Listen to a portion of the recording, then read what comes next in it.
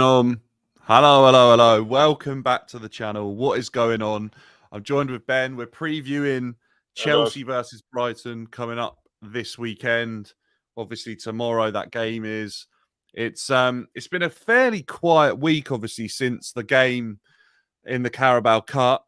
There's not been too much news coming out of Chelsea. Nothing of the unexpected kind like we've seen in recent weeks. So it's nice to just have a little bit of stability at the club because I feel like it's all we've been getting throughout the whole summer. And even when we got the last international break, it's just non-stop bad news. And I feel like that's sort of settling down and we're starting to get a little bit of rhythm. What do you think, Ben? Yeah, no, 100%. It feels like there's a bit of positivity around, some negativity as well, but that's like we had a conversation personally the other day. That is levels of standards that we've expected, but I think everyone's just a little bit happy to see a bit of a consistent starting 11, a little bit of consistency in like what the manager's saying. We're not just getting, oh, trust the process, trust the process. It's uh, it's a little bit more positive at the minute, and I'm over the moon about it. I think that's one of the things that's so refreshing is we're actually seeing some decent performances, and then the manager comes out and he praises them. Like, do you remember under Potter and even a little bit under Lampard and Poch, they would praise players when they'd evidently had a really shocking game. And I quite Yeah. like this with Maresca because he comes out and he says, "Actually, I thought this guy played really well." I know the last time I was on, I said a lot of my issues with Maresca was what he was saying, and then I'm now seeing a different side where it's just straight to the point, it's honest, and I can appreciate that from a manager. So I don't mind it. Like we've seen it with Klopp, see it with Pep all the time. Arteta's like it. He defends some of the players, yeah, but granted, he does call players out when they're not up to standard. He says that players have got to train harder. He's always said that he's got a 23, 25 man squad. So he's just ignored all the noise around it. So I mean, slowly but surely, of as long as results on the pitch continue, then I think he can win us over as fans. Like if he's here for the long haul, then I'll take it. Yeah, I think he's gone about things in the right way, to be honest with you. I don't want to hear trust the process and that anymore because at the end of the day, we're Chelsea and we should be about winning. And I had a really interesting conversation earlier, and I want to kick things off with this show just before we get on to what our fixture looks like at the weekend. Dan, good to see you in here. We don't want that nonsense either. I agree. We should be looking at trophies. But I think where the club's been in the last couple of years, I wouldn't say I've lowered my standards. I think I've just become a little bit more realistic in my expectations because I've been let down the last couple of seasons.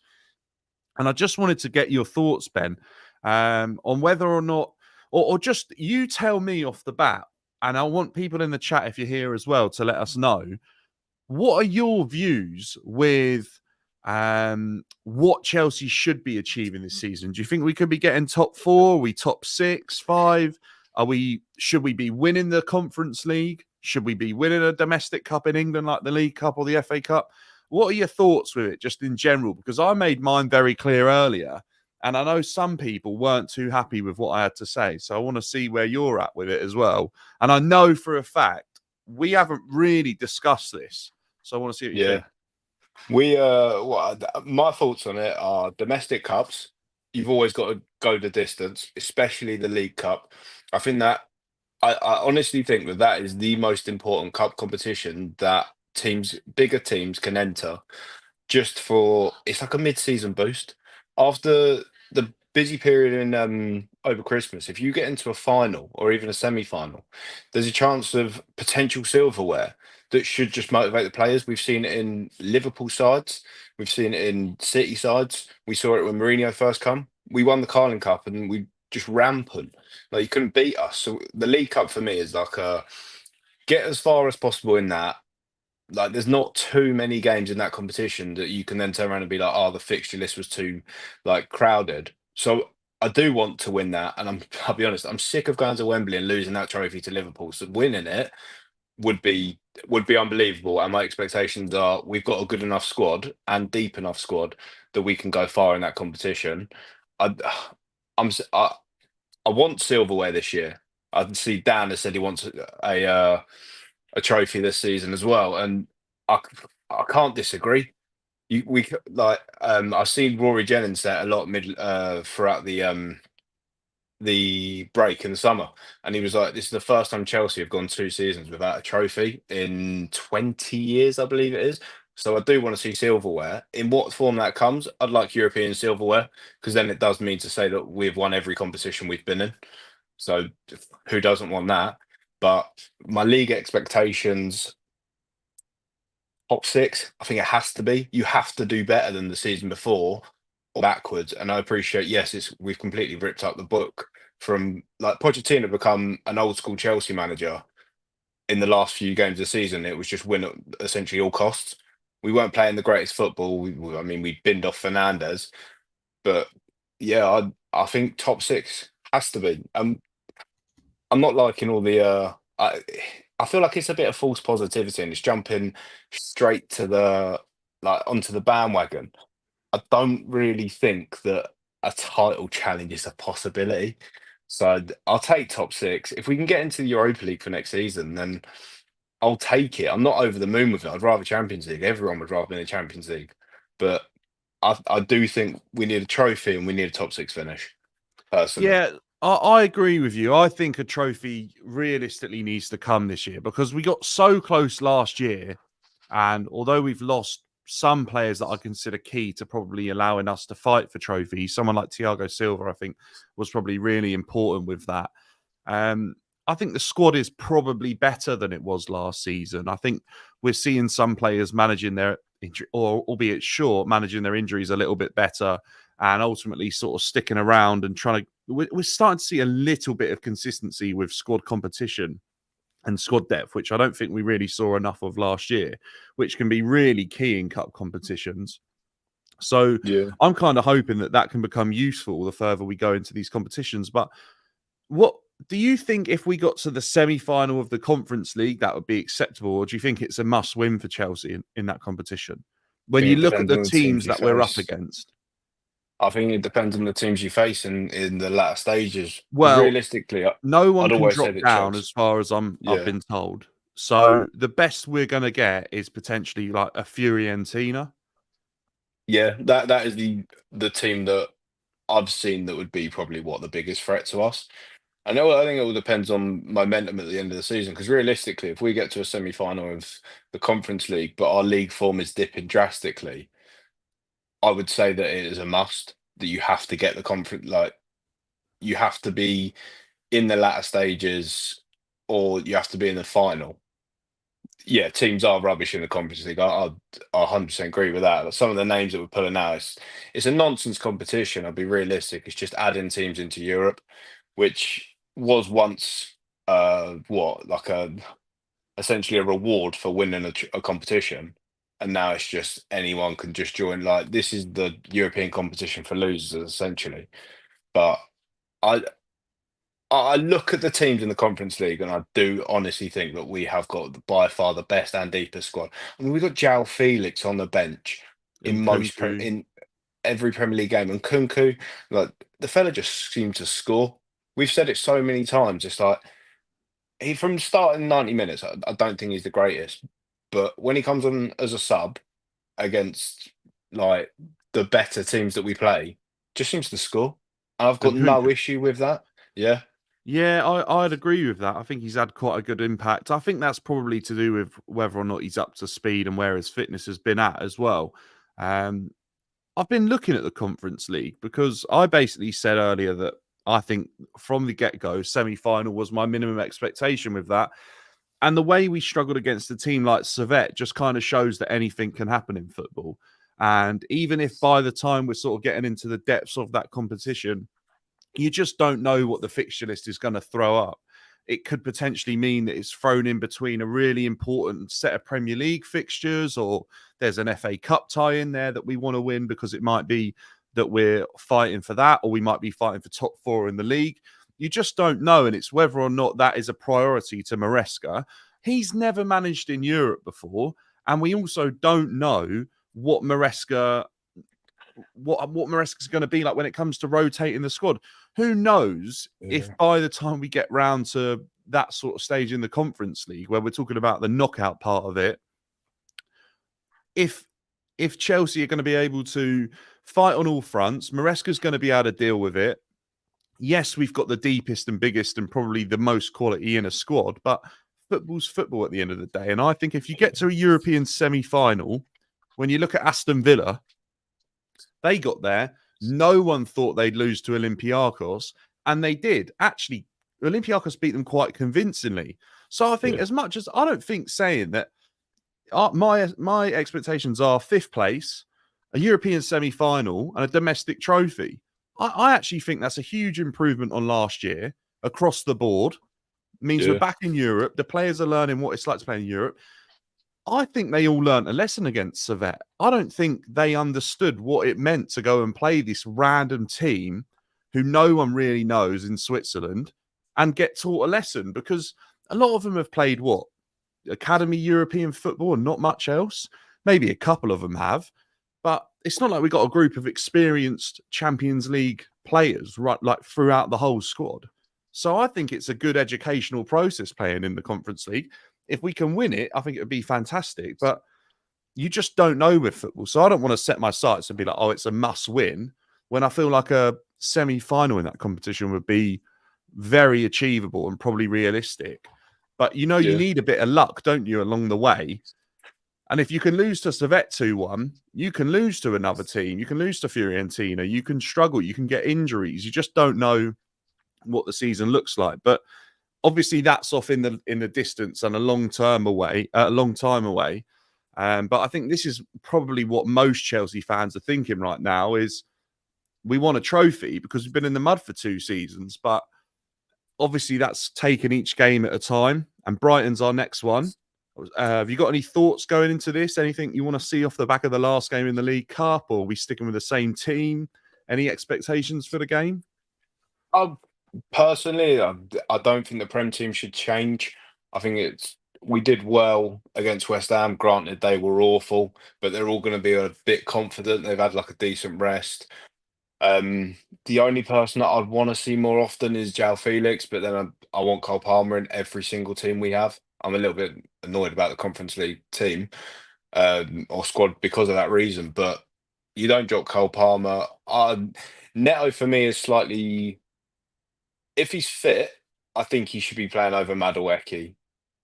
I'm personally not the biggest fan of Madueke, so I wouldn't be too bothered if he wasn't in the squad. But I do think that the squad is going to be pretty similar to the West Ham side. I don't see any need for changes. Maybe Gusto in at right back, just to have an actual right back there. But then I don't think Disasi put too many. He didn't do anything wrong in the League Cup, and he went off quite early. So I think anyway, he might have gone on the 70th minute. I can't really remember, but it's I don't think there's the need for too many changes whilst we've got the bit of momentum that we've got. If you've got 2 squads that have momentum, then there's going to be players that are like, oh, I should have played because I played well midweek. But I'd like to think that Maresca can. Lavia's back. Didn't realise that. I'd like to see a similar squad, but I'd like Maresca to be a little bit more confident in making the changes earlier if the squad isn't performing to the heights that we need them to perform. Because let's be realistic, since City, this probably should be our biggest test.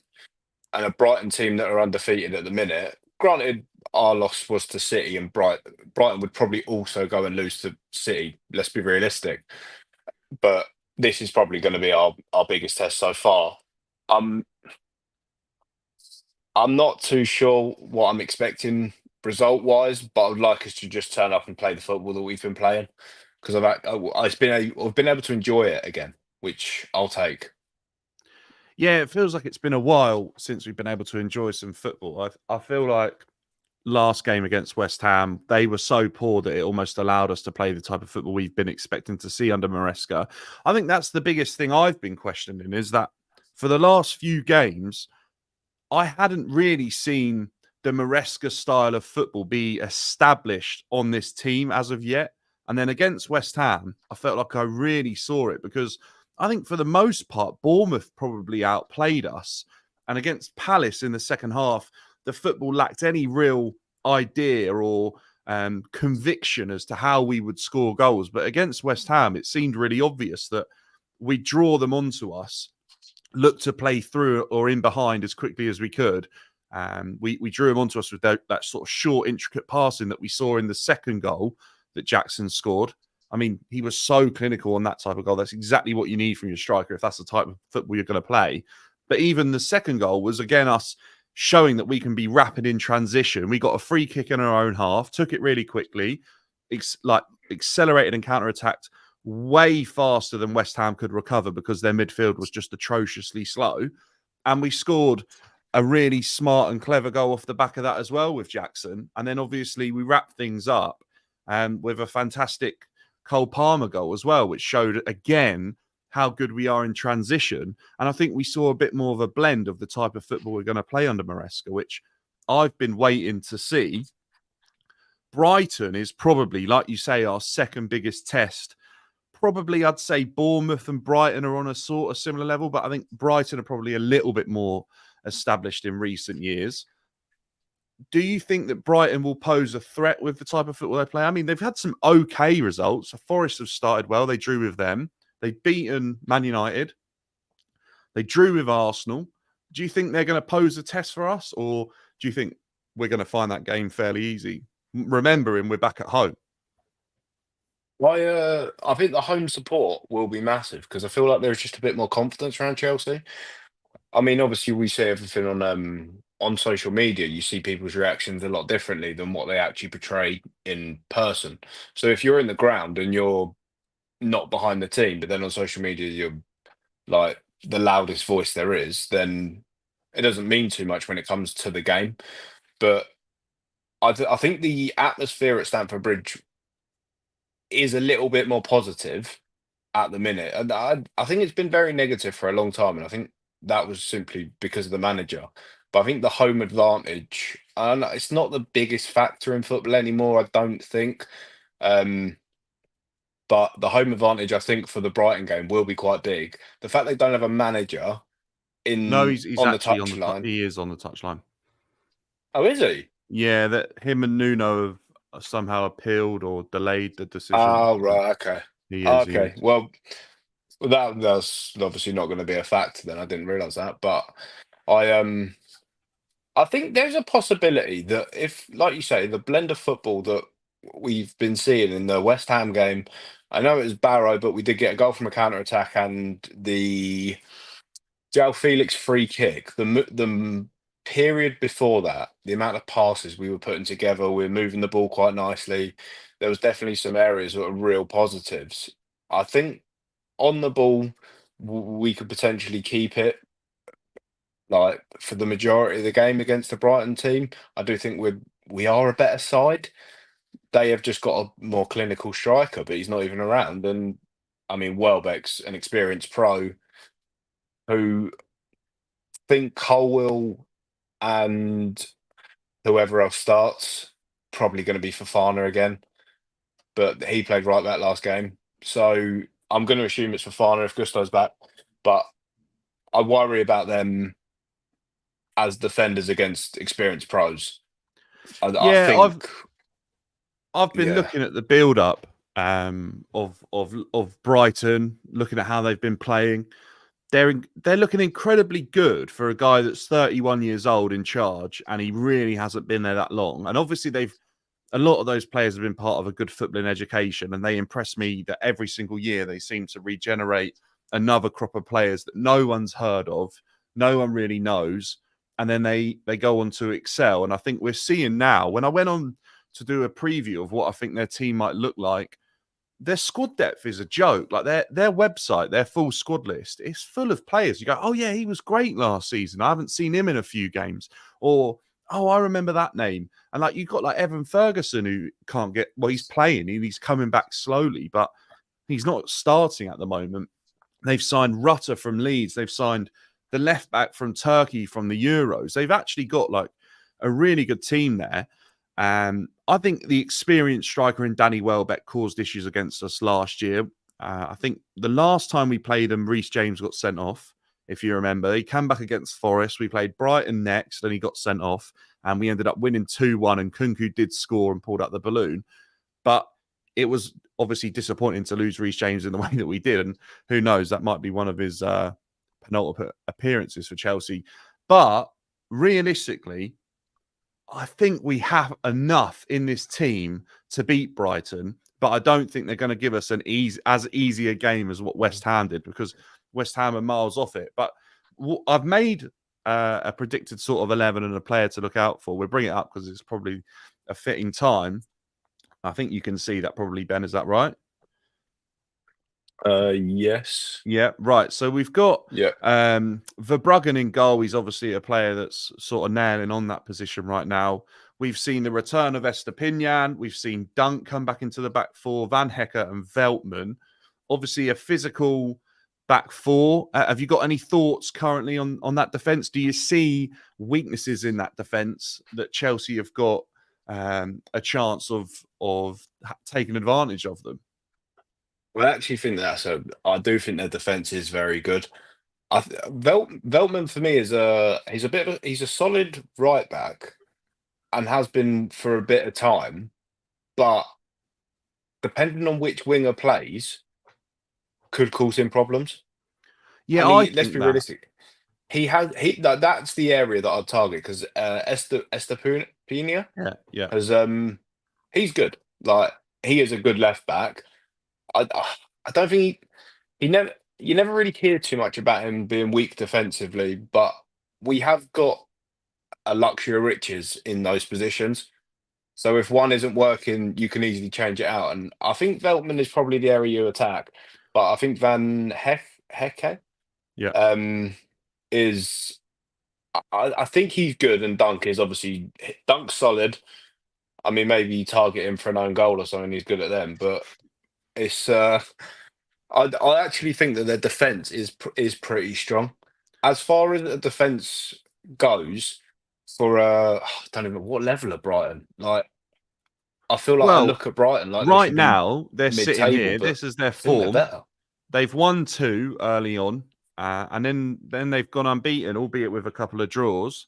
That's where they're at. So I think Yeah, Brighton are a team that are probably looking to be mid-table towards the top sort of 6, somewhere in yeah, amongst that sort of gap.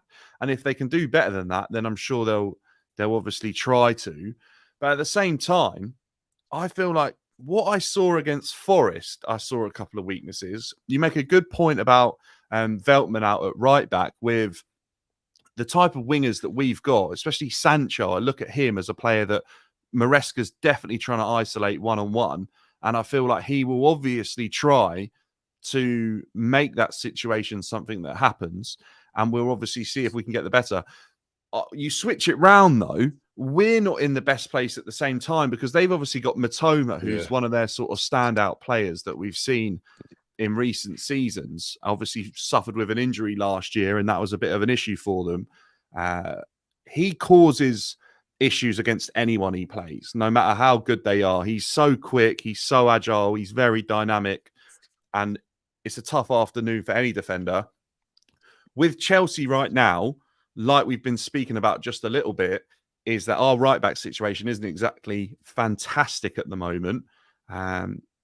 We've got Gusto returning from injury. We've got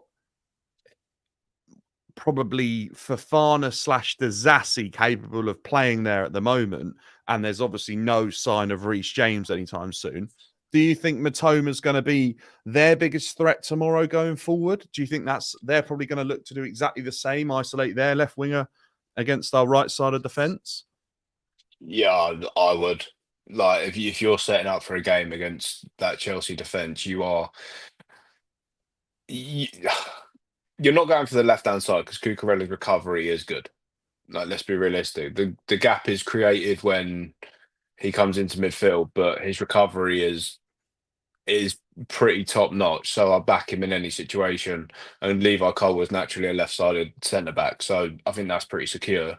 Whereas I think our right side is under question on positions and team selection. I don't know about you, but I struggle to think who is the best option against a Matoma in in this game, because realistically he has everything.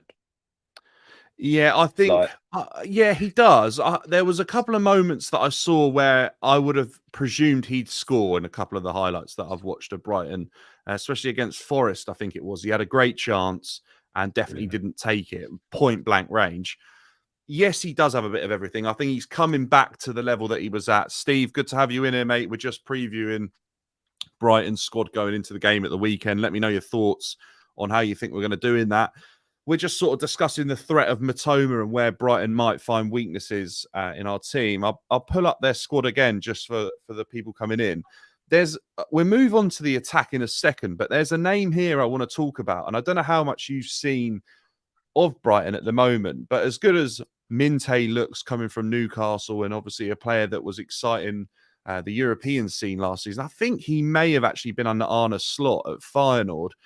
Belieber is a player that's really caught my eye in what I've seen. He is an absolute unit in midfield. They've obviously had numerous amount of players ripped out of that midfield in recent seasons, and they've got another guy coming through that looks absolutely fantastic. Have you managed to catch anything of him or not at no, all? I've not actually seen him. No, I haven't. The I feel like a Brighton midfield is generally a pretty steady centre mid. Like, they don't set the world alight in terms of they don't, like Basuma was they seem to just have a carousel of essentially just the same type of player, and it probably won't be long until one of the big clubs picks up this fella. Like, I haven't seen him personally. I'm sure if he plays against us, like, we'll see the best of him because they raise their game against bigger clubs. But it's uh it's something that I look out for, that midfield challenge, because I think it's a weaker area for us, and if he's strong in midfield, then that could be a problem for us. Yeah, he's definitely a runner. He's definitely a physical presence in the midfield. I would say, and I don't know how many people have watched much of Brighton this year, but he's definitely caught my eye from what I've seen, and definitely a player to look out for. However, I have said that Brighton's player to watch for this game is Danny Welbeck. I think Danny Welbeck is on probably one of the better patches of form that he's had in his career. I was looking through. I actually saw him. He got a couple of goals. I think he's on 3 this season. He scored his first ever Premier League free kick against Nottingham Forest. So I thought I'd have a look and see if he was part of the 100 club yet. And actually, he isn't. Danny Welbeck's currently on 70 Premier League goals. He scored a fantastic free kick against. He scored a fantastic free kick against Nottingham Forest, but I think we all know that Danny Welbeck is probably a wily old fox against this youthful defence, and I think that's where I'd expect him to maybe cause a couple of issues. And I'd say that that's probably their biggest threat. I think, look, Rutter looks really good. They paid a lot of money for him in the summer. João Pedro's injured. Evan Ferguson is obviously a player I expect to probably come off the bench. Maybe he'll start. I think Hertzler is getting to know his squad still. But Danny Welbeck, for me, is the sort of player that I'd be looking out for. I know you said you haven't seen too much of Brighton yet this season, but this guy in charge is 31. He had a couple of really bad injuries and had to retire. So he's got a bit of a playing career. I think he was at Bayern Munich's second team. And I've been really, really impressed from what I've seen so far. For a guy, obviously, at a very similar sort of age to me, to be managing the Premier League is amazing, considering how far away that seemed just a few years ago. I think they look really impressive. But yeah, we said watch out for Matoma. We think he's going to be a bit of an issue for our defence. It's probably our weakest sort of area. But look, going on to Chelsea's team, I see a couple of the guys coming in now and making some suggestions. Lionel says Tosin needs to start instead of Yeah. Fofana. Gusto and Lavia are back. Steve says we have momentum now, just don't start Enzo. obviously, I think a couple of those are up for debate, those positions. And I think Jackson and Nkunku's one that we've seen sort of get discussed a little bit since the hat trick that Nkunku scored and the fact that he's in really good form as well. Enzo Maresca pretty much deaded that off in the press conference, sort of suggesting that it's not quite going to happen yet. Is there any changes you want to see to your Chelsea lineup? Any sort of, like, if Lavia's fit, do you want to put him straight back in? Enzo Fernandez, we obviously know, has proved to be a little bit of an issue when it comes to Chelsea winning games in the past when he's been included. Let me know your thoughts, because I've put together a team obviously to preview that as well. But as Dan says, I think this is something to keep in mind about a couple of the players. Yeah, 100%. So, yep. I was only going to say, personally, I'll be honest, and I wouldn't put Lavia back in because his injury record is now horrendous.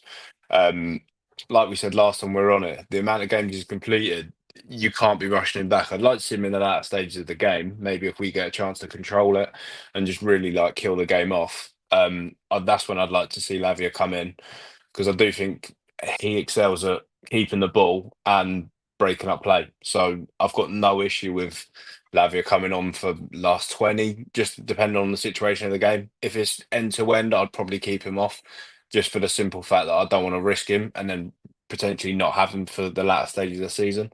The one player that I do really want to see in midfield is I do want to see Carney back in.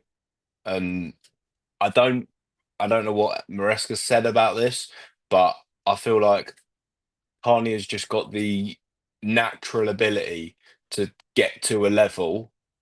He's far better on the ball than Enzo Fernandez.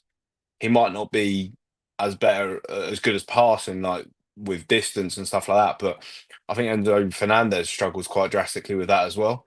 From what I saw of Carney the other day, he looked straight at the level of the rest of the team. Granted, they were a bit tired, but I wouldn't mind seeing Carney back in the team, possibly for a sub appearance. I would like to see him start, but that's the one that him and Neto, as like I said earlier, in replacement for Madueke, would be the two options.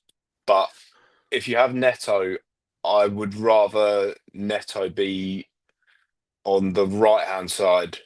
He's been playing on the left, hasn't he? Yeah. Yeah, because he's been hitting the byline quite a lot, which I feel like Mudryk does also, but I'd rather a left footer Can I be just on the right ask hand side. why obviously we've seen Noni have a really good game against Wolves, and then slowly but surely, which we all kind of said this is what we need to see from Noni now, is a bit of consistency. I think we can all agree that we haven't seen that, and he's found it tough to replicate the kind of form that he did against Wolves, albeit that's incredibly difficult to do because you can't score a hat trick every week unless you're like a 6'5" Norwegian. But he ultimately hasn't looked as good as what he did in a couple of games. I think he's been a little bit wasteful. And at times, I feel like Noni off the bench is actually a match winner. So I think obviously we're really blessed. And like you said, we got a luxury of riches throughout our attacking line. And everyone's sort of picking up on that now. Why, when Nkunku, João Felix looks so good, are you sort of advocating that Neto should be finding his way into this team? What have you seen in Neto that excites you maybe more than those players if you were going to make some changes?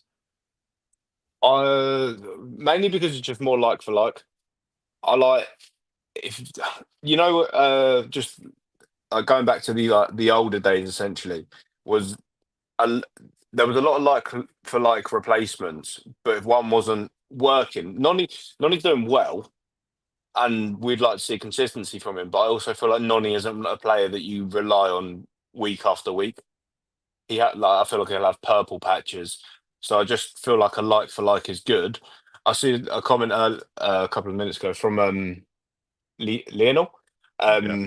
saying about Cole Palmer going in at right wing because he was effective there. But I like Cole Palmer being free essentially, and I feel like you get that more in the middle of the park than you do isolated as a right winger. So do you think already this season you've seen Cole Palmer looking more free than what you did under Poch, or do you think he looked more free sort of off that right hand side that he was on at times under Poch. I think Pochettino looked at it like Cole Palmer is you can't isolate Cole Palmer to a position. I think that's where Pochettino was more like an older Chelsea manager, where it was just win. Um, and we started to see that at the back end of last season. Granted, Pochettino then did lose a final and a semi-final, Yeah, but Poch made a lot of mistakes, but the one yeah, thing I think we can say for definite is that he got the best out of Cole Palmer that yeah, we've hundred seen so percent, far. He to see like we all knew that kid had talent coming in, but no one expected him to get to the level that he's done. And that isn't the first young player that Poch has got on the right side of and absolutely led them to another level. We saw it with Dele Alli. That's the one that springs to mind for me. He was absolutely unbelievable under Pochettino, and we've actually seen Dele probably struggle since the day Poch left that club. And obviously now, with a lot of other sort of off-field things, we don't even see Dele Alli playing football anymore. I know there's a lot of talk about him potentially coming back, but it does make you wonder, doesn't it? That Cole Palmer's a very gifted footballer, but what the future sort of holds for a player like him. I hear what Lionel's saying, and I think if it was me and I was being really sort of like we're obviously extremely blessed to be able to have this sort of discussion because it didn't seem that long ago that I was worried about this Chelsea team. I didn't think we had enough depth and competition. But now the fact that Cole Palmer could play out on the right with Nkunku coming in as like a second striker 10 with Sancho out on the left and Jackson up top, I feel like that creates a huge amount of goal threat on the pitch of players that are capable of massive moments. And I think if you've got Disasi or Fofana at right back, I don't think you can do the Cole Palmer experiment. But if Gusto is fit, we saw even for 45 minutes against Barrow, what he offers on the overlap, on that flank, really does allow a player like Cole Palmer to go out there and drift inside and almost have a player out to his right that will take a runner with him. And then he'll have a number 10 that's capable of distracting a man because the way Nkunku's playing at the moment, people are going to be aware of him. They're going to be wary that they can't let this guy go either. That I then feel allows Cole Palmer to start off on the right and drift inside. I just wonder if you take Cole Palmer out, do you lose that frightening pace that we've seen Madueke offer us on the counter-attack so many times this season, albeit it might not be a guaranteed assist or he might not score from it. How many times have we seen him be the catalyst for Chelsea traveling up the pitch 30 to 60 yards because of Madueke on the ball? It's a really tough decision, but it's a billionaire's problem, which is what we've got because we have an embarrassment of riches in attacking areas. I'll bring up the team that I've sort of gone with.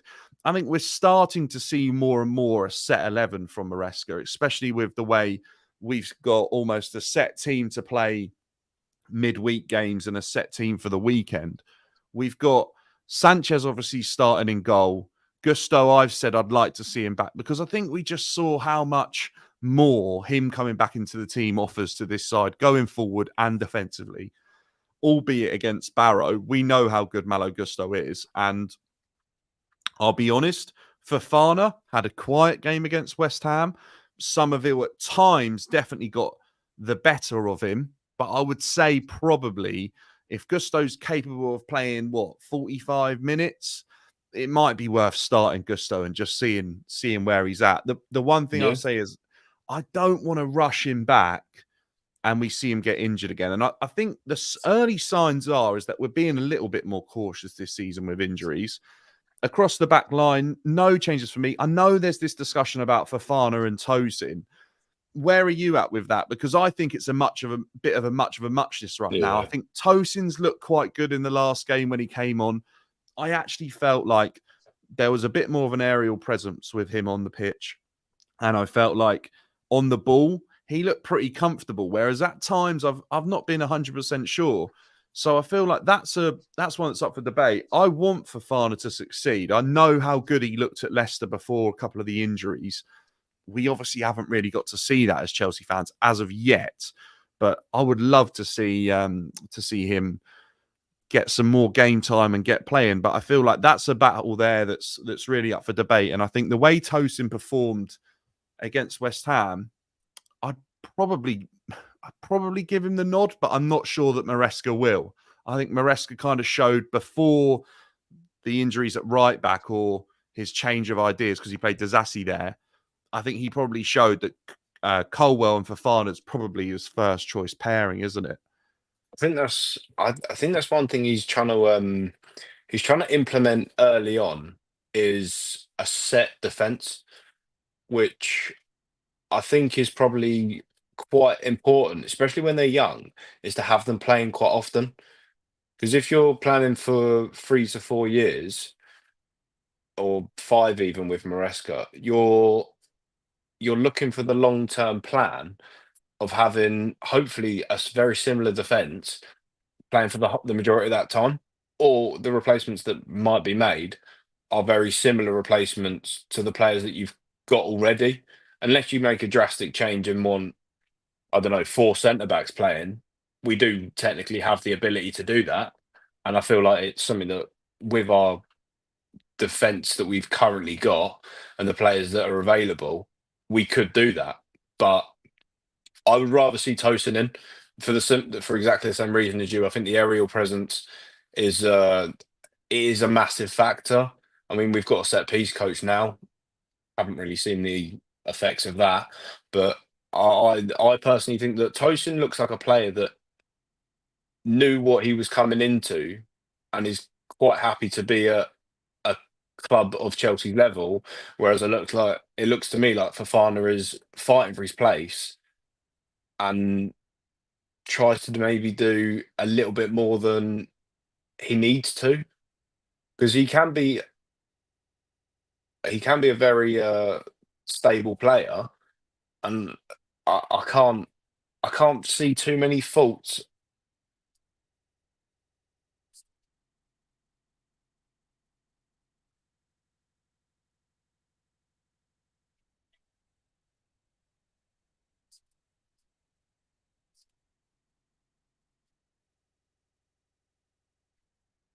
No, I was going to say, basically, I think on the right where you're talking about with Fofana doing a little bit too much, that's where Sanchez passed him the ball against City. He smashes Mm. it, looking for that real Hollywood style pass into the midfield, and obviously Kovacic was there, and he caused a bit of an issue. Obviously, Kovacic in that moment went on to score.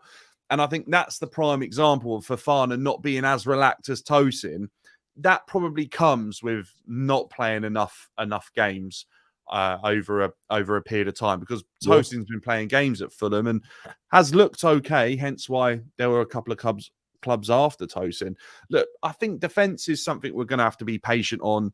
That Stephen says he fears for the defence. I do and I don't. I think in some games it's going to be a lot more difficult for them than others. I think it's probably our biggest weakness is the defence and the keeper. But Levi Colwell is someone already who I think I was really sceptical about at the beginning of the season. And I do think there'll be mistakes. And when we talk about a roller coaster, I think he'll be on one this season. But ultimately, we've definitely seen an improvement against West Ham. He actually looked more like a leader, and his passing was really secure, and he was technically confident and technically able to perform exactly what he wanted to do. And at times with Levi Colwell, we've seen him like lever the ball at the first chance of smashing one over the top, trying to get someone running in behind.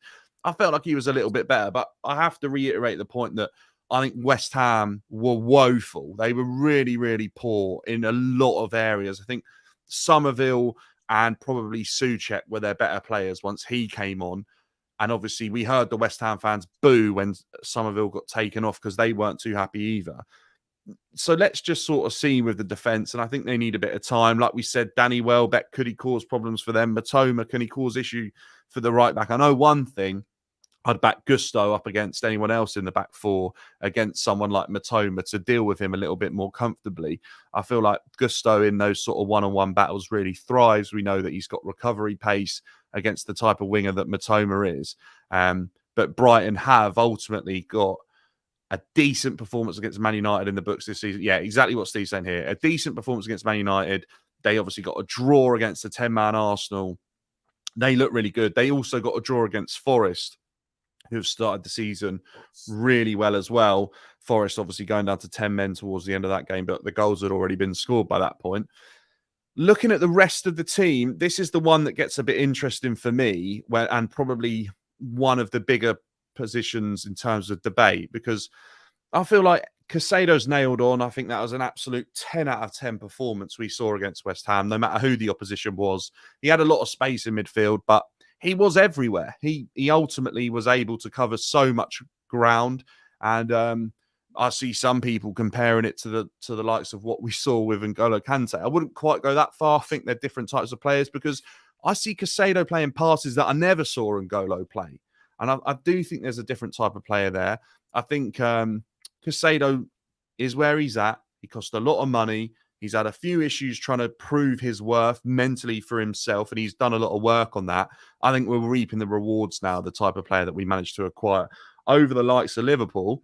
A player that we aren't so much confident of the rewards we're able to reap is Enzo Fernandez. I think obviously another player that such a big deal was made of what we were getting with him. A lot of people saying the heir to Fabregas's throne, and this is what he was going to offer us, was that type of creativity, sitting in a deeper role, and he'd run the games. I can count on one hand the amount of times I've seen him do that for Chelsea to the level I expected him to do. I think against West Ham, he was okay, but whenever he plays, I always sort of get a sense that we're carrying him a little bit. I always think that there's players in the squad that could do a little bit more. When I see him attack, I think we've got players on the bench that could do way more than him in that area. And when I see him defending, I think we've got players that could probably do a better job than him defensively. I'm not sure we've got players better at picking out the long passes and trying to be creative, but I don't think he excels at them either.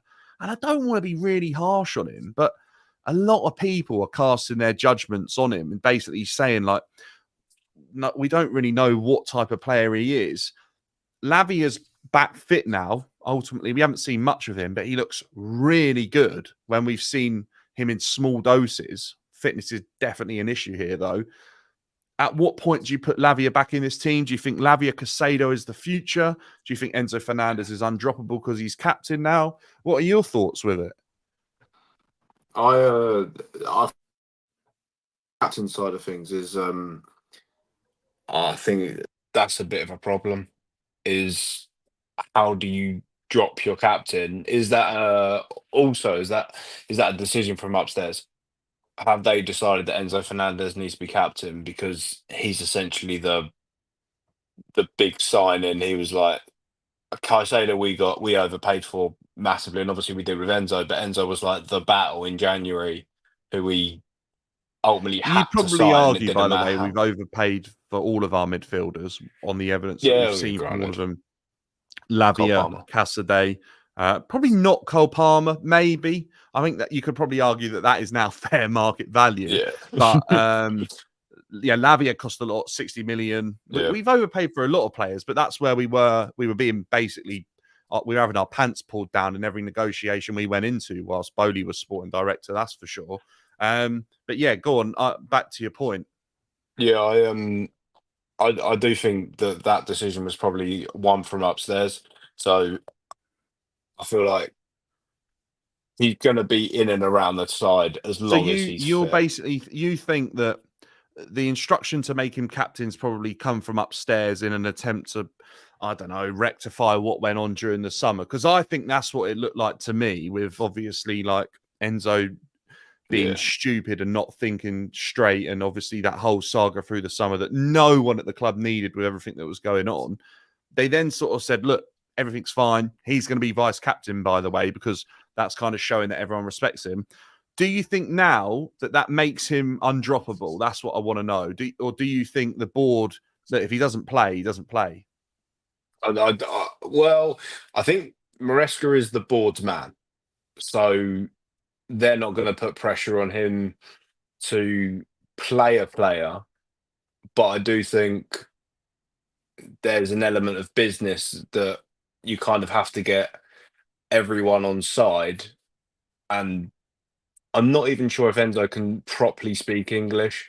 So it'd be like, it's not it's not the greatest decision to have him as a captain. And I personally think that like a Levi Colwill may have been a better option. Yeah, it probably was a I'll PR say move. this here. I think if Levi Colwill carries on the way that he is, he will be Chelsea captain Yeah. without doubt. By the way, I think Well, Reece James's injuries are an it's a obvious decision issue. to be made soon, isn't it? Well, I think it is. And I think ultimately Enzo's performances, look, they were okay against West Ham. But like I said, the midfield was non existent. And Casado definitely carried Enzo a little bit. Enzo Fernandez. Do you know what it is for me with Enzo? I see him play passes that I think are just completely overcomplicated for the situation that they're in. He'll have a 5-yard pass. He'll play it with the outside of his boot, a Trivella or something like that. 5 yards, it won't get there, we'll lose the ball. Or you see him get the ball in a tight area, he tries to navigate it and get out of it. How many times do you see him overplaying or taking a little bit too long and being bullied or dispossessed? Far too many times for me for a top level Premier League midfielder that's cost that amount of money. Do you ever see him improving, or do you think he's at his level now and someone like Lavia, if he can stay fit, will walk into that position?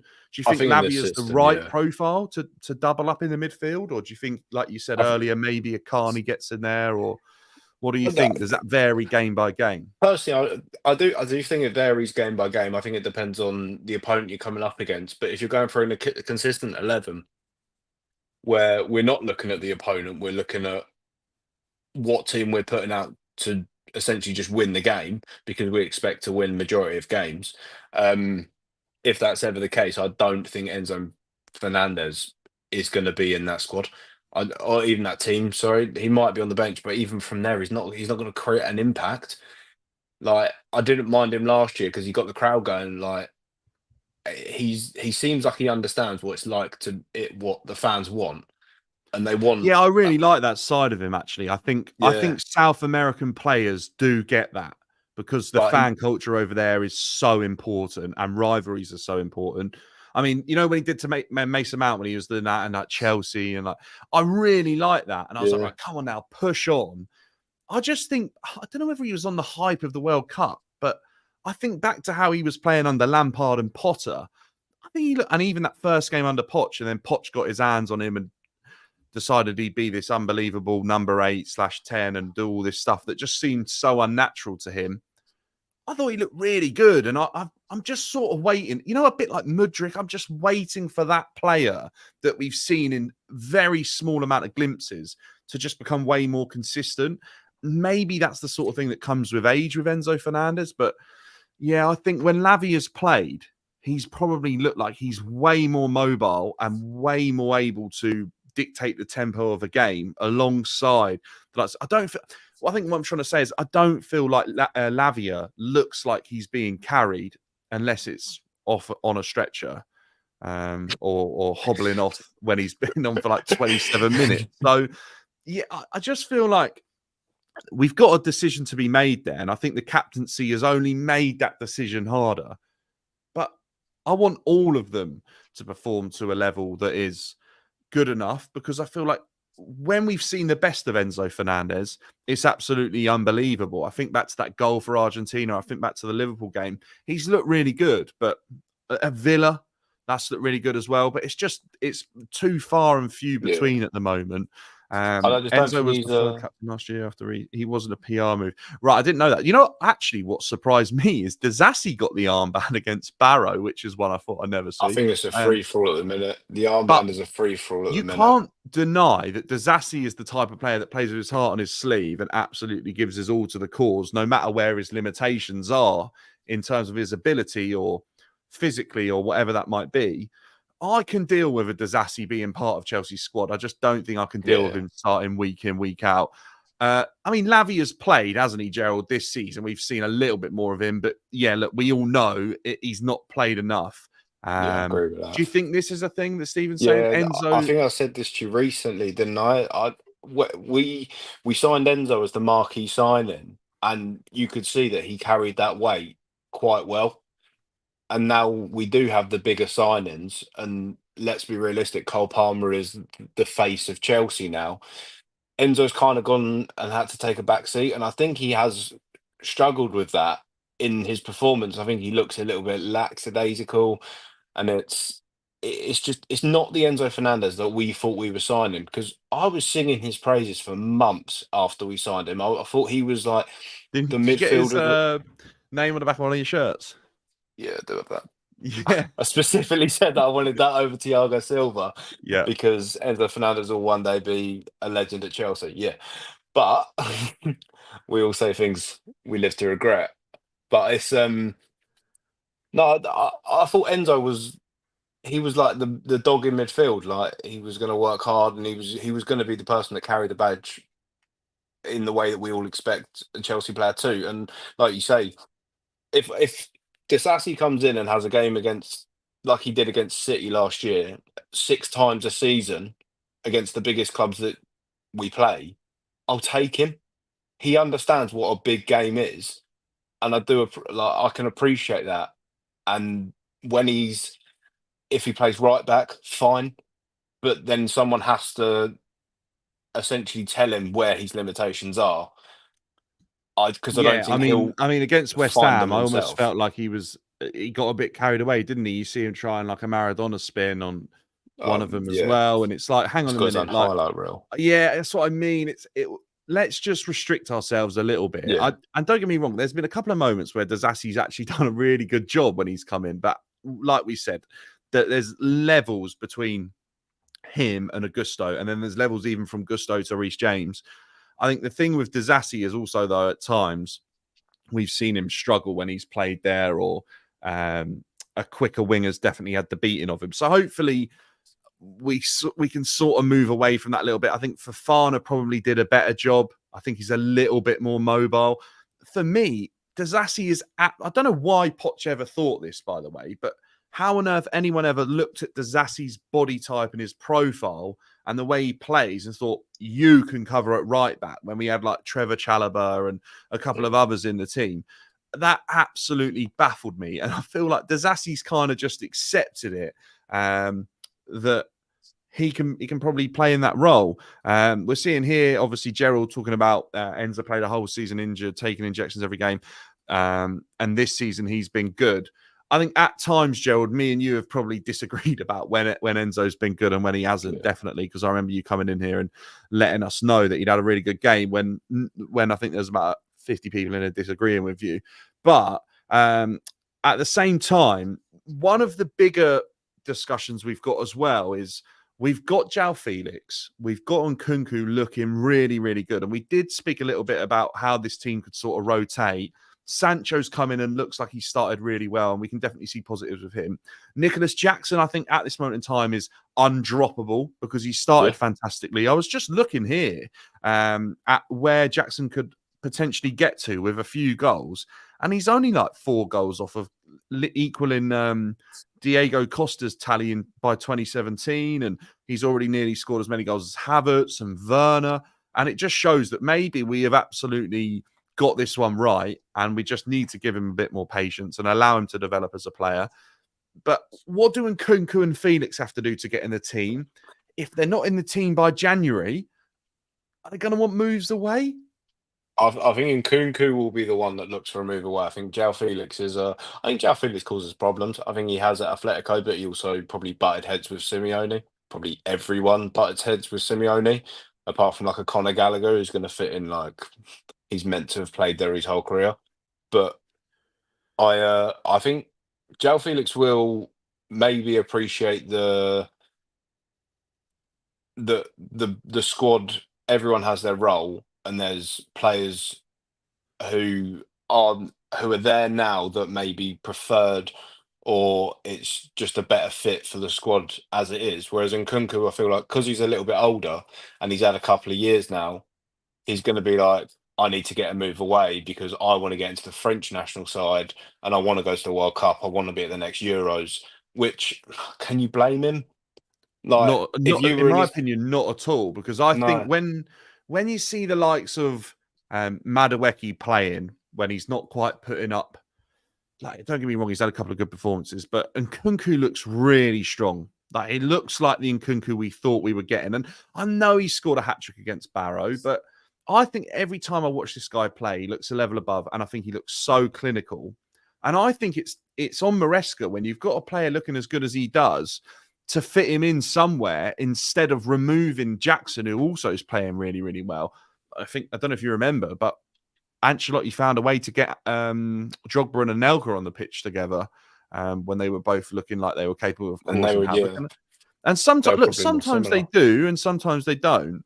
But Bobby, I'm working on it, mate. This was a bit of a last minute one that we threw up because I've been doing lives all day, but I'm working on it. Appreciate you jumping in though. Guys, I will say, make sure to smash the likes. If we get 20 likes on this, obviously previewing the Brighton game tomorrow, that would be great. We're on 12 at the moment. So make sure to smash the like if you haven't already. Subscribe as well if you're enjoying the content. We're on the road to 3,000 before Christmas, which would be absolutely amazing if we could do that. We're just discussing what Nkunku and what João Felix have to do to get themselves in the team. Do you think that it's more a case of let's see a bit of consistency first and then we know where we're at? Yeah, no, give them the Conference League games, and if they're still performing really well, they're gonna force Maresca's hands, aren't they? Because they can't all play as well as each other. That's what I think will probably end up happening, and we'll end up in a situation of what Manchester City basically have. I mean, every team wishes they were in the same position that Man City are in. We might just be 4 years away from it, so or even less because these players are technically had a year together already. But like you say, Jackson is undroppable at the moment, and no one's going to disagree when you've got someone scoring goals to that they shouldn't be on the pitch. I don't particularly like Jackson. I think he's a clunky looking player, but he's scoring goals, and he took You the don't goals. like? I actually, he's growing on me a lot, Nicholas Jackson. What is it you don't like about him? He's not pleasing on the eye. And I know someone like Right. Diego Costa wasn't, but it was in a period where, like, he come into the dressing room and told John Terry that John Terry goes to war with him. Jackson's not doing that. He's got it's like he's got a bit of a chip on his shoulder. I might be wrong there, and obviously everyone sees things in a different perspective. But there is something about Jackson. But I also really want him to succeed. I think okay, I hear a little bit what you're saying, and I understand what you're saying about Diego Costa, but that guy's a different animal. Like Drogba, yes, Drogba was kind of doing the same, but he wasn't doing it on the same level that what Diego Costa did when he came in. I think Jackson, there's something about Jackson that looks like he's got the arrogance needed to be Chelsea's number 9. And I think the more I see him score goals, you know, like Mikel's like very highly respected in African football. Like that, they listen to what Mikel says. We saw the power that he had over Osimhen in the summer. Like Mikel was trying to dictate this move for Osimhen's career, and it all fell apart. Wrong. Yeah, okay, but he was still trying to make it happen, and then Osimhen basically ended up saying like we didn't know what was happening, and the agent's gone or whatever. But Mikel was at the heart of trying to make that move happen. There's no doubt about him and Drogba were there. Was he just trying to sort a friend out? Well, who knows? But at the end of the day, Nicholas Jackson heard what Mikel had to say and has basically turned around, been like, you need to shut up. And then ever since then, he's improved his game massively again. It's like he's gone up another level. And every time Nicholas Jackson's been questioned, it's almost like he takes himself up to another level. And that's the type of arrogance and confidence you need to lead. We've seen players come in who don't have that, and they will, and they fail. Morata springs to mind straight away. Had all the ability in the world, Morata, at times. I know that game against Stoke, he looked fantastic. And we all thought, and the goal against Manchester United, the header, and we all thought he looked really, really good. It looked like he was the answer, obviously, I think, to Costa leaving. And then look what happened. He just fell away because he didn't have that ability to take the pressure and then level his game up a notch. Jackson's still so young, and there's a bit of arrogance there, and there's a little bit of spite, and there's a little bit like, doubt me at your peril. Like, I will keep improving. Yeah. Don't get me wrong. If we bring in another striker, I feel like Jackson might take it as a bit of a kick in the teeth, but he also has to understand that everyone else in the squad now is being challenged by another striker. He's probably looking over his shoulder a little bit at Nkunku because Nkunku's like a massive name. And I think that's probably leveling Jackson up. And this is what we said so many times. And a lot of people forgot about how important it was the depth, having a decent enough depth in your squad that is a good enough quality to be starting games, to create this sort of competition that managers love to have, because it gives them impossible problems to solve. Because we're looking at now at Jackson and Nkunku both scoring goals, and Maresca not knowing which one to say. Bobby says Jackson not pleased in the eye. I'd say the opposite. Fast and great dribbler with ink. I think that's what Ben means, is the inconsistent end product. Probably No, isn't that not the way entirely. No, what do you mean? I some of the things that you just see Jackson do last year, like the touches and like the little things like that, where it's like his first touch won't be good, and then his second touch is essentially worse. I think the dribbling, yeah, okay, he's good, but I wouldn't say he's a great dribbler. He's not on the level of like a Jadon Sancho, who is a great dribbler.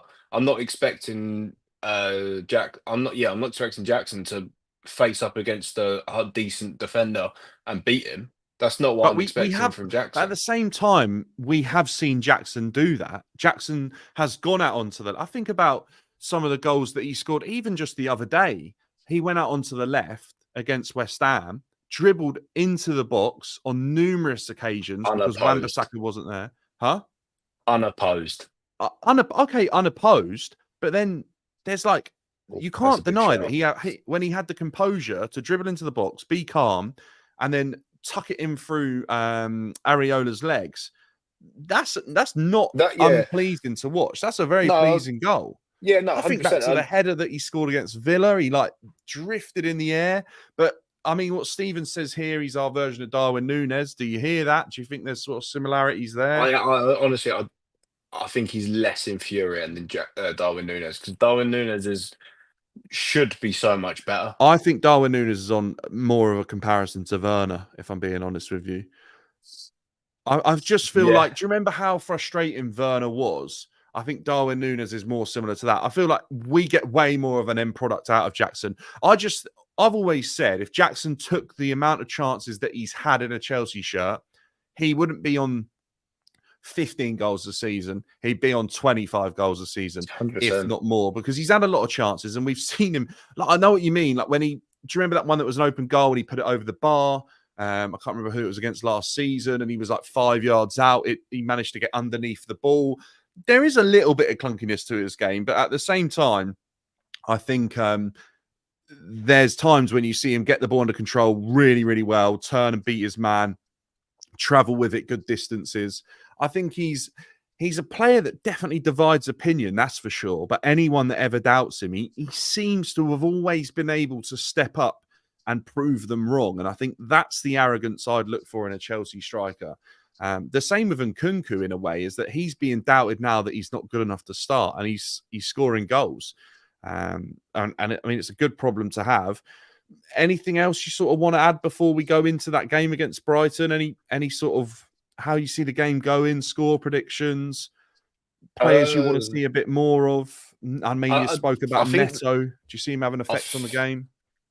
I'd like to think so. Obviously, I've just said that I'd like to see him in the team, but I would just like to see a confident performance.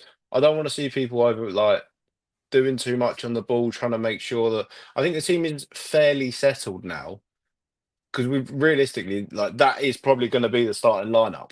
So fine, like, it is settled. Players should be playing a little bit more relaxed. I think the inclusion of Jadon Sancho has made the team. I think they've got more confidence with him in the side than like Mudryk, Chinese artist, who's essentially a forgotten man now. But Mudryk, Chinese artist, and getting nothing from it. Whereas Jadon Sancho, I feel like, has come in and he's essentially shown that there is capability.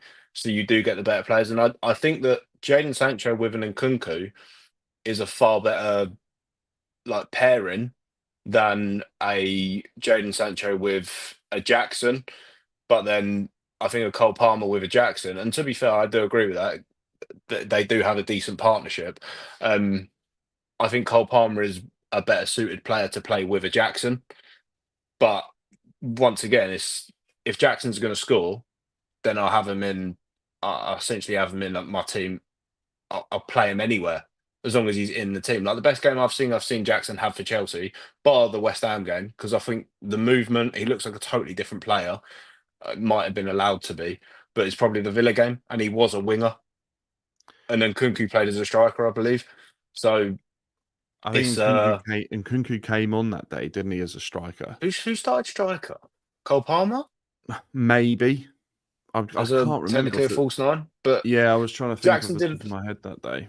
As an isolated winger. He was very good that game, and we just didn't see it again that season. But if it worked against the Prem side, I'll be honest. A lot of people said to me that during the summer that Jackson could be Chelsea's left winger.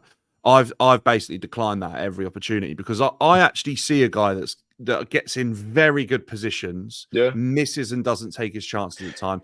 Look, Mikel slated him. Mikel said, and I think this is what I thought you were saying, was that the way Jackson sometimes strikes the ball isn't that pleasing. Like, it doesn't look like he strikes it properly at times. And Mikel said that he doesn't hit it like Drogba does or Kane does. Sometimes he hits it in a way that's like quite soft and it kind of floats its way in. Jackson's a guy that started out on the left, and I think Villarreal found that he was very good going through the middle. He's then only excelled and got even better at Chelsea. I think with his age right now, Ollie Watkins, by the way, Ollie Watkins is another guy that I think has similarities. He's a bit clunky. He's not the smoothest operator in the world, Ollie Watkins. But look at where he's gone from like being a centre mid to left wing to now a striker, all the way from like non-league and both through. of them can function a chance out of nothing, though. So that's exactly what I'm saying. And I think Jackson is potentially on a better trajectory than where even Ollie Watkins has got to, because I think he could be that good if he keeps working at his game at this young age. And I think we have to back him with that. But I also think at the same time, he absolutely needs competition in there to just keep him on his toes, because I think maybe complacency could creep in. Imagine that was what we saw a lot last year. Yeah, and that's what I mean. Imagine if we'd signed Osimhen. I just kind of wonder where we'd be right now. But because Nkunku probably wouldn't have got the chances that he's got. Jackson probably wouldn't have got the chances that he's got. And maybe we'd be trying to like get Osimhen fitted into the team and hopefully would have hit the ground running and that. But I do wonder what that would have looked like. And I do think going forward, we're probably going to sign a striker unless it looks obvious that Nkunku and Jackson are definitely capable of being our main strikers going forwards. I do wonder about that just a tad, though, how different it could have looked if we'd signed Osimhen in the summer. Do you think, obviously, with hindsight, yeah, I was going to say, are you glad we didn't? Or yeah, just for the price tag it would have cost. It's another player with a big ego that would have been coming into the team and potentially upset it. I don't think Chelsea hunted it as hard because I don't think Maresca wanted it. And realistically, it's probably for the best. And sometimes things just happen that way. At the start of the season, I'd have been like Osimhen in and Jackson can be a sub. But if Jackson's being pushed, which, like you say, complacency was a massive factor last year, then I do think that you continue with him. If he falls off halfway, if he doesn't score from now until the end of the season, then granted, I don't really see a way that he can stay in the team, and I don't really see him as a sub either, because I don't think he's attitude. I think if he was dropped completely, I don't think you get that hunger in him. Like if he was dropped to the bench every single game, I don't think you get that. When he comes on, he's hungry. But when someone says something about him and questions what he's doing and his ability, he's fired up. So I'll take that 100%. But I am glad that we didn't sign Osimhen. Just I think for the price tag and stuff like that, I think it just wasn't necessary. Hindsight's a wonderful thing here, and I think ultimately the way this season started, it's great. If we're 20 games in and all of a sudden it's not looking good, the calls might sort of come back that we need another striker. And a couple of people have said, I saw a little bit earlier. I'm just trying to find it. George said who would be an ideal signing, and we've just seen Stephen say Duran and Jan. Do you think we need Joe to was make any saying if signings? we signed Osman, I don't know what happens to Nkunku. Look, I think with the way this board operate, signings will happen. Don't forget that next season we're seeing the arrival of Paez and Esteval as well. That's only going to complicate matters more because they both look exceptionally talented. I don't know what you've seen of them. I've watched In the same highlights. position? Yeah, well, I think Paez, the idea is that he can play as a 10 and on the right, and Esteval is capable of playing on both wings. They both look incredibly exciting. They're probably two of the biggest talents left in South America since Endrick departed. They're going to be part of this team, whether we like it or not. That means the pressure's on a couple of players to perform. People like Mudryk, he'll be moved on to make way for these players, I'm absolutely certain of, because he's just not been good enough. But at the same time, do you see any signings right now? There's news today that Chelsea went to AC Milan numerous times during the summer to try and sign Mike Maignan, but they wanted like 66 million, 70 million euros, something like that, to get that deal done. Do you see any signings that you'd want to make right now, or do you think you let it settle Right now, for a no. bit? There's not even a It's rush for Jan, and we're looking at the summer again. What do you think? no, I don't. I don't feel like signings are. I'll be honest. I used to enjoy the transfer window because it'd be exciting who you're bringing in. I'm sick of it now.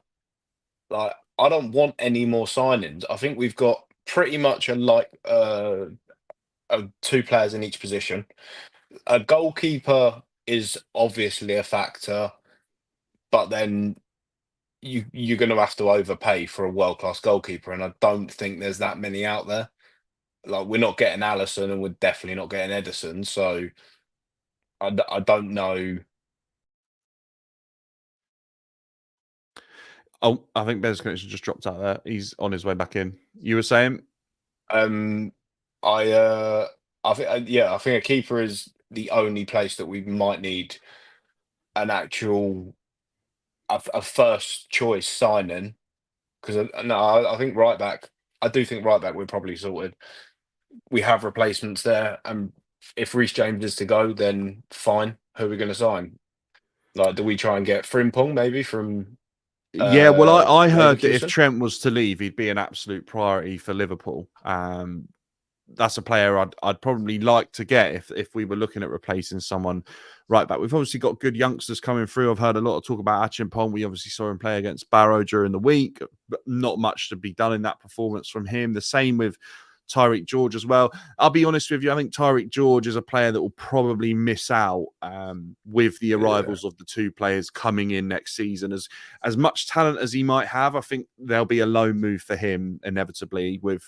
You don't He's off to spend the type of Strasbourg. money. Yeah, you don't spend the type of money we have on Paez and we have on Esteval and not try and put them into the team or get them playing somewhere. I actually saw today that Gabriel, whatever his name is or how it's pronounced, scored for Al Nazair today in their victory. So he's off the mark and up and running. What we'll do for the last couple of minutes before we wrap things up is there's a few of us in here. If you've got any questions that you want me and Ben's opinion on, then definitely just drop them in now. Could be on the Brighton game, could be on signings, could be on anything to do with Chelsea. I saw some of us talking about the atmosphere. I spoke a little bit about that towards the end of my last stream. Me and Ben share very similar views. We were talking midweek about that atmosphere. I basically said that there's old people in there now that feel like they've done their job when it comes to providing atmosphere at Chelsea, and they feel that it's on the younger players, the younger supporters now to generate a bit of an atmosphere. But at the same time, we're all well aware that there's a bit of a tourism problem at Stamford Bridge that definitely deflates the atmosphere massively. Steve, I think we'd agree on that, Ben, right? With our views on the atmosphere. I could. Yeah, I do. Yeah, we already have, to be fair. Sorry, I was just a little bit distracted by Stephen's question about Kieran Dewsbury Hall. Yeah, I've got go a lo- head on and answer it. I've got a lot to say about him. I think it's an absolute waste of money. I'll be honest, I just don't think he's very good. I didn't watch Leicester last year, but I don't remember him doing anything in the Prem for Leicester. I mean, he was I, in the Prem. We need to say that he yes, was in the team that got yeah, relegated. I He didn't set the world alight, albeit no, 2 years younger I think then. it's not. I've compared him before to the Jorginho and Sarri signing, not in ability, so don't get me for that. But you bring a player in who understands the manager's system, and hopefully it gets the team playing better. Jorginho fit in like a glove. Kieran Dewsbury Hall, he doesn't need to be there. Do He's you an think absolute waste. Dewsbury Hall would be say his ability was what we saw in pre-season, or the type of like he's quite mobile, the way he can get on the ball and run, and that sort of idea that we saw, you can see evidently in the championship that he fits into that role of where Enzo's sort of picked up. Do you think this is just adaptation, or do you think the Prem is like a step too far for him, I really? just, I think, I don't think we say about Enzo not having like the physical attributes. I don't think he's too dissimilar. He's Right. not quick enough. I don't think he's naturally gifted as a player in like Do you not tighter think he's more areas. mobile than Enzo? I think he's more mobile, but I think that's hard not to be. Right. Yeah. Yeah. But Maybe. he's not more mobile than a Carney, which follows on to Bobby's Yeah. question. I said this earlier. It's exactly what I think. He should take Enzo's place, and I am think unfortunately think he was just signed because he was going, and he had problems at Villa, so Chelsea come in and signed him, and I've been impressed with him nearly every game he's played. I think it was West Ham last season. He just started the game absolutely on fire. Do you know what? I don't know if I don't disagree with anything you're saying about Carney. I think he's been incredibly harshly treated to be like almost potentially disposed of in the summer and banished into like the training camp when he possesses the ability that guy possesses in his frame and his body type is unbelievable. It's like Ruben Loftus-Cheek, that type of player. They don't come along all the time. Carney shouldn't be able to move the way he does for the way he's built, and that makes him unique, first of all. Then there's definite ability there. He's so young. That goal against West Ham at the start of last season was fantastic. I think we've seen it before, though. Players of that ilk, Ruben jumps to mind straight away. Their body needs to be managed and used in a different way to your average footballer, I believe, because I think there's a lot of muscle in there. There's a lot of explosiveness You and don't think high. Carney's a little bit slighter? Yeah, I think he is probably, but Ruben was a little bit slighter. Remember when he had the Neymar fringe and that, he was definitely a bit slighter than what he looks Young, like very now. young. So we're looking at players. Yeah, but look how young Carney is. He's what, 21, 2? They're like he's a young guy. So I think at the same time, he needs to be managed in the right way. He's a player I don't want to see leaving Chelsea anytime soon. I think there's room for Chukwuemeka to fight. And I think this is what we're talking about, is it's so good to have this squad depth. Some players are quite clearly showing they're not capable of putting up a fight to get themselves into the starting 11, whereas some players are. And I believe that Carney, given the chance, I think he'll show that he's a level above a Casadei, who, by the way, Enzo commended having a fantastic game, which I don't think it was. I think he's gone a little bit too far then. I'll be honest, I don't know if there's a bit of Italian biasness coming into that praise, because there was no comment on a couple of the other players that I thought had really good games. He didn't say much on Dewsbury Hall, but I think a lot of us are thinking the same about Dewsbury Hall. I think he's flat to deceive. Is that the right terminology? I'm not sure, but we're not sure on him. Dan says, let's see what Dan says here. What's your thoughts on players that are coming in 2025? And do you think they'll be going straight into a starting 11? I don't know if they'll be starting, if we're talking about Esteval, Kendry Paez, maybe even the likes of like Santos returning, any other players that potentially are coming in as youngsters. I don't think they'll be going straight into the team. What I will say is, on what I've seen ability-wise, some of these players look like they've got more ability than some players that have been starting for Chelsea over the last like 18 months. But I think we're at a level now where there's a considerably higher entry point to the team than there was at this point last season when Pochettino was in charge after 5 games. Do you agree, Ben? Yeah, yeah. I do. I feel sorry for the players that have gone out on loan, like the Santos and stuff, because I feel like this is a big window to miss. Like when I say window, I don't mean like a transfer window. I mean like a period of time that if you're not getting into Enzo's team now, if you're a loanee, you're probably never getting in because we're going to make a signing to replace you, or you're like a Lavia who started the season well, or a Carcedo. They'll be our two holding midfielders. We'll essentially just won't have a place for Santos, which is a shame because he was unbelievable in other competitions that he's been in, and the Youth World Cup, I believe he was in. He just it's like he was on fire for Brazil. But I just don't think he's going to be able to get that chance at Chelsea. And we've seen it with so many players, like a Well, Lucas Piazon, for example. Gabriel is the player that springs to mind for me straight away because it's a player in the new system. A Piazon is of yesteryear now, pretty much, but David Washington as well, and a couple of other players that have come in under the new ownership. And if the offer was right, they would have gone. That's absolute definite. But look, guys, there's a lot of players at Chelsea that have a lot of talent, and I'm sure they're all going to be fantastic footballers, whether that's at Chelsea or not. But what I will tell you is, off the basis of where we've been over the last sort of 18 months, things are looking a lot brighter right now. Like, I feel like the level of quality in Chelsea's starting 11 is at a very high point, especially in our attacking areas. I think it's fantastic. Defensively, like we said, there's a couple of question marks. And I think with a bit of time, those questions that we've got will be answered. But ultimately, we're in a really good position with how the squad looks. And for me, I think it's a case of now, like, okay, after 4 windows, I don't think the recruitment's been spot on. And I think the fact that we didn't sign another striker is a bit of an issue. But ultimately, this season, it looks like we've started okay. I think defensively, I think I would have expected us to have assembled a better defense than what we have, and probably a little bit more of a solid midfield base in terms of the players that we recruited for the money that was spent, and probably a better goalkeeper. But at the same time, we're definitely looking like this squad is on the up.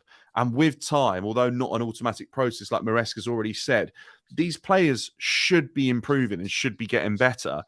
I just want to know your thoughts on how you see this team sort of going over the season, and let me know your predictions, because a lot of people right now are saying top four, top four, top four. Some people are saying title chase. Just let me know right now where you think Chelsea are realistically aiming come the end of the season. Do you want to see top 4? What trophies do you expect to see? Let me know. I'll do about that. Yeah, no worries. I was just saying, I just want to see where the guys in the chat think Chelsea should be looking to set their sights for the end of the season, and drop some score predictions in, maybe for Brighton. Ben, your score prediction? You going to do one, or? Yeah, don't really like doing them normally, mainly because they're wrong and I don't want to jinx things. But I'm actually going to say a 2-0 Chelsea. Yeah, Yeah, I think I I said think Jackson will score. 2-1. I said 2-1. Who do you think will I, score? th- I think Jackson will score, Yeah. but I'd actually like to see defenders chip in with more goals. To be honest, I feel like that's something that we We had. used to be so good. I feel like that's the sign of a proper team unit, isn't it? Look at Arsenal. City. Yeah, I feel like Like that's what Vardy you. was Yeah, scoring Stones, screamers from the edge of the Vardy. box.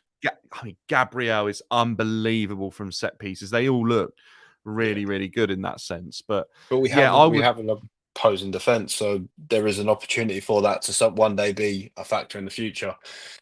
But yeah, Yeah, I think that next just month to looks quickly, tough. just to see what people are saying. Lionel says top 4.